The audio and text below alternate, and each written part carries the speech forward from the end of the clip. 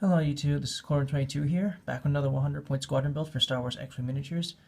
First of all, I want to apologize for the long hiatus. Been dealing with some shit lately, I had some financial troubles, and which I recently got sorted out thanks to a good friend of mine in Norway. And on top of that, once that was all settled, I got Star Wars Battlefront and playing the hell out of that game. It's really, really, really good game. DICE really did deliver on the whole Star Wars experience. Like they've rehashed they've rehashed the Battlefront series, and I think it just looks amazing. It's really fun.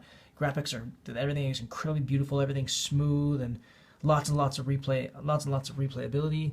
So guarantee you're never gonna get bored of the game if you're into that kind of stuff. It's a game that's meant for people who are new to the series or veterans and fanboys like myself.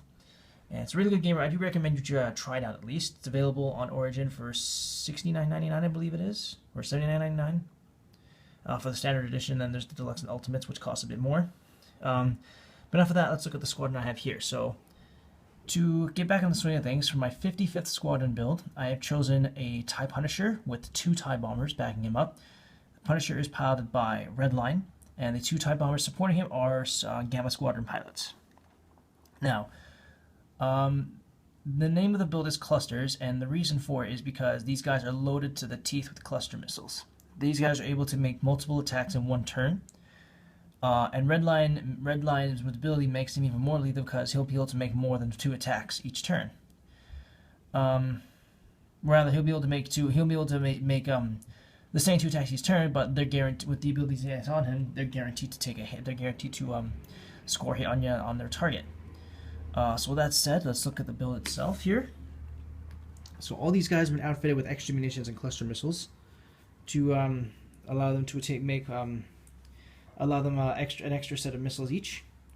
They also got a couple of modification to help them get out of sticky situations better. Like they say, they do a red maneuver, then they can do more green maneuvers to get them back into the swing of things.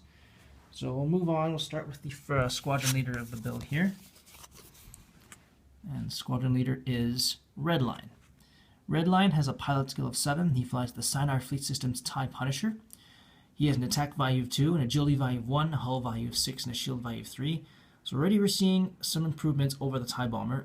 Their agility value has gone down because they're a heavier ship. However, they have a much higher defense count. They have a total of 9 hit points as opposed to 3 for the TIE Bomber. He can take on the focus, lock-on, and boost actions. So another improvement, the TIE Punisher is able to put on upgrades like auto thrusters, which makes him good for art dodging. Because auto thrusters can be put onto a ship that can boost. He costs 27 squadron points, so he's actually not that expensive, all things considered. For the highest elite pilot of the TIE Punishers, he's actually not that expensive. The TIE Punisher is really not that much more expensive than the TIE Bomber, so there really is no extra cost for fielding these things. So you can probably field like a whole squadron of these things and be fine. And he can take on, upgrade-wise, he can take on a systems upgrade, 2 warheads, 2 missiles, and 2 bombs. So a lot more upgrades than the TIE Bomber. Like the TIE Bomber can take on a bomb, 2 missiles, and 2 warheads, but the Punisher can take on 1 more extra bomb and a system upgrade to help for better accuracy. And his ability states, you may maintain 2 target locks on the same ship. When you acquire a target lock, you may acquire a second target lock on that ship. So Redline gives you the option to take a double target lock. That means if you decide to take a target lock actually on your opponent, you may immediately acquire a second target lock onto that ship. And then, of course, you can spend those target locks. Of course, that means you can spend your first target lock to say, use your missiles or your torpedoes. And then, if you have any unfavorable results, you can spend your second target lock to change those results, to re-roll those results into hopefully a better roll.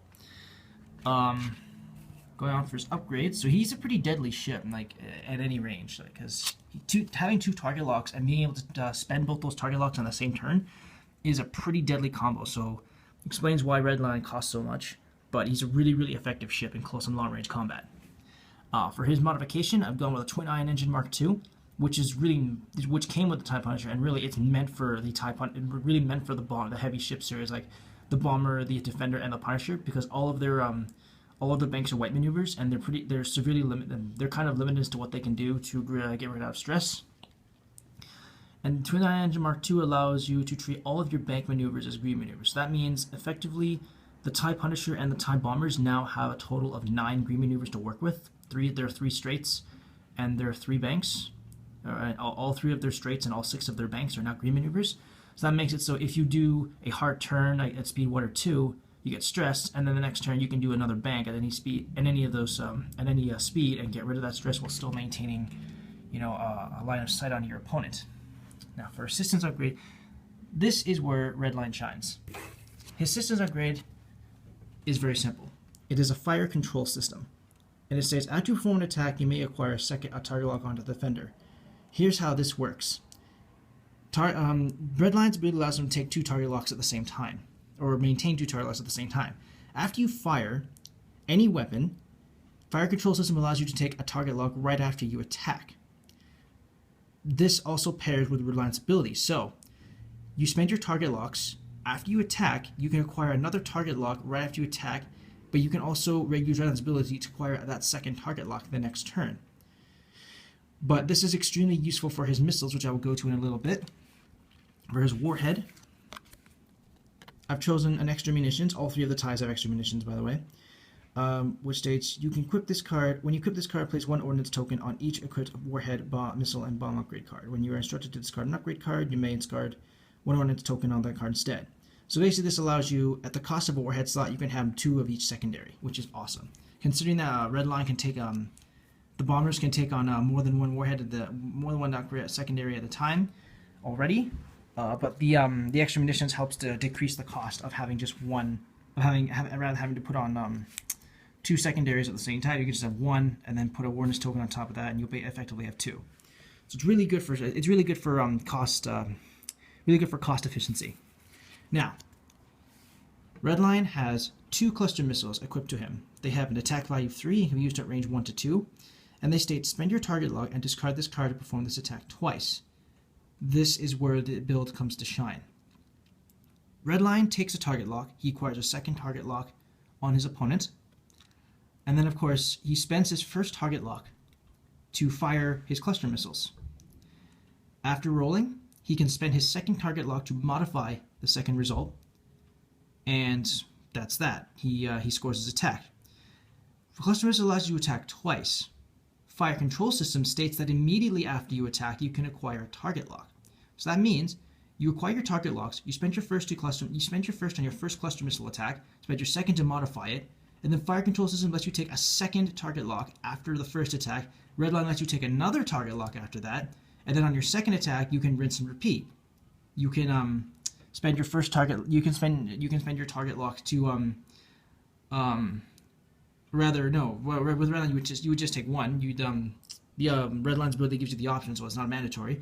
You then you use fire control system to acquire another target lock. So make your second attack with your cluster missiles. Use that target lock to modify your results accordingly, and then after you finish your second attack, use fire control system once again to acquire 2 target locks on your opponent, which now gives you better action economy, meaning you can either do a focus or a boost action to get up close to your opponent.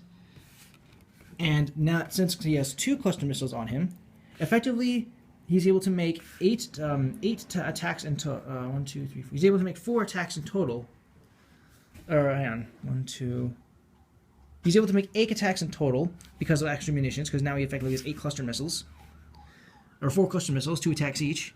But with the fire control system and Redline's ability, it makes the cluster missiles that much more lethal, because they're pretty much guaranteed to hit, provided you get good results on your modifiers. But again, cluster missiles let you make 2 attacks. You use your first target lock you spend your first target lock to make the attack, your second one to modify, fire control system, get another target lock, reroll your second attack, spend target lock to modify that, and then after you make that attack, fire control system plus Redline's ability, 2 target locks on the opponent. You now have more action economy. You can you can use the next action to get a focus or a boost action to get closer. Because ranged cluster missiles do require you to be at range 1 to 2, so they're not meant for long range. They're close to medium range. But yeah, this build here turns the Redline into a devastating ship to tango with. The TIE bombers are not that deadly, but they're still they're still enough to cause significant damage on their own, just not at Redline's level. So to start here, we have 2 Gamma Squadron pilots. They have a pilot skill of 4. They fly the Sinar Fleet System's TIE Bomber. They have an attack value of 2, an agility value of 2, a hull value of 6, and a shield value of 0. They can take on the focus, lock-on, and barrel roll actions. They cost 18 squadron points, so they're fairly cheap. They're about as cheap as a gold squadron pilot. And they can take on 2 warheads, 2 missiles, and a bomb upgrade. They're common pilots, so they do not have any ship actions to go with them. But like with the TIE Punisher, they all have twin ion engine Mark IIs, which allow them to treat all banks as greens. So that means effectively they have 9 green maneuvers to help them relieve their stress. They also have extra munitions, which lets them take it, spend the an ordnance token instead of the upgrade card first. And then of course they each have cluster missiles. Again, they're not really used as effectively as the Redline, but they can still be pretty devastating because they let you make 2 attacks, and of course you can spend your you have a target lock, and you can, like, say, spend a focus or whatever to modify any focus results you get to get better results. And of course, cluster missiles lets you attack twice, so there's that as well. Alternatively, with these guys, you could put on plasma torpedoes or proton torpedoes, because plasma torpedoes are good at whittling away shields, like say on a heavily shielded ship like the Slave One, or if you're doing epic battles, the Imperial Raider or the CR-90, because they have like a high amount of shields on I think each front and back. So the plasma torpedoes would be good against those guys. But if you're going to use them in a simple 100 point build, then they're good against ships like the Slave One that have I think maybe 6 shields, and no, they have 4 shields. Sorry. Well, the Slave One, the VT-49, and the YV-666. Not so much, and the shuttle as well. The shuttle's got a decent amount of shield as well. So alternatively, with the Gamma Squadrons, you don't have to put clusters. You can just put on like plasmas or even just regular proton torpedoes, and they'll still be pretty much used to the same effect. So yeah, this is the clusters build I have going. I've explained how it works. Now I'm going to show you how it works. So give me 1 second. I'll be right back. Okay, we have the scenario set up. Here's how this works. So all these ties have made their moves and taken their actions. They've all taken target lock actions. Redline's taken his double target lock thanks to his ability, and the Scimitar pilots all have their lock-ons onto the VT-49. And how it works is this. Let's say for this example, this player who had the ties have the initiative over the Decimator. So Redline is going to spend his first target lock on the Decimator to attack with his cluster missiles. Let me just get some attack dice here. It's 3 attack versus no defense, I just realized. So the Decimator is not going to be able to defend himself, which pretty much guarantees a hit. So let's roll the dice here. Okay. So I have a hit, a focus, and a blank. I can spend my second target lock to re-roll this result here. And I have a much more favorable result. I have 2 hits. Now, Fire Control System states that after I attack, I can point a target lock, which I will. I'll fire another target lock before attacking again with my second attack.